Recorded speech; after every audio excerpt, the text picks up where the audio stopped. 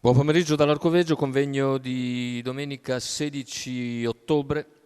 Prima corsa, prima delle due riservate agli aspiranti allievi, Today Winner Font, Birbaral, Velvet Lux, Zebu WF, Sergiti, Zelda Ovnando in prima fila, Tuberosa in seconda. Favori che si contendono Zebu WF e Tuberosa.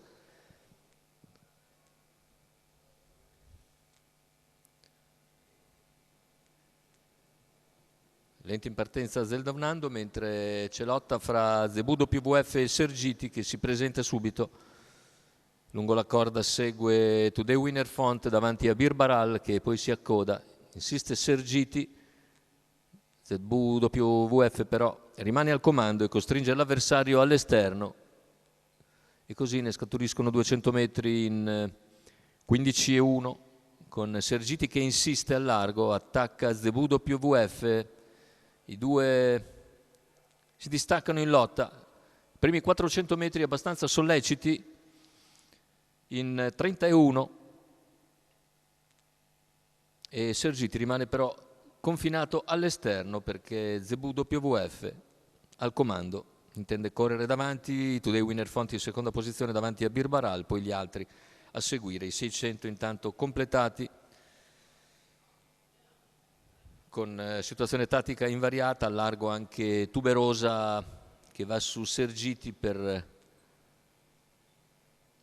cercare di aggirarlo dopo un giro completato in 59,8.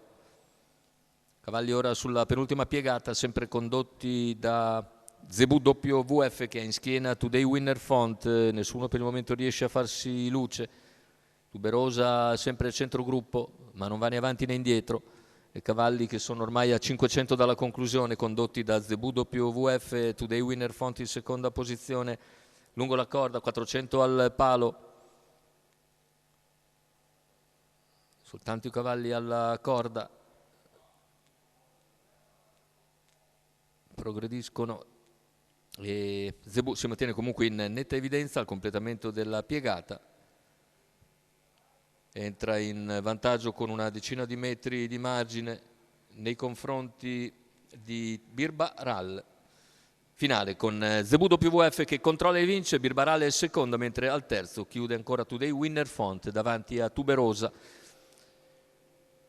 1:15:1 il ragguaglio conclusivo con 30,5 a chiudere, vittoria comoda per Zebu WF, Alessandro Esposito in sediolo per conto di Francesco Piccirillo e del signor Fabio Giacomazzi. Bella vittoria in percorso di testa per Zebu WF.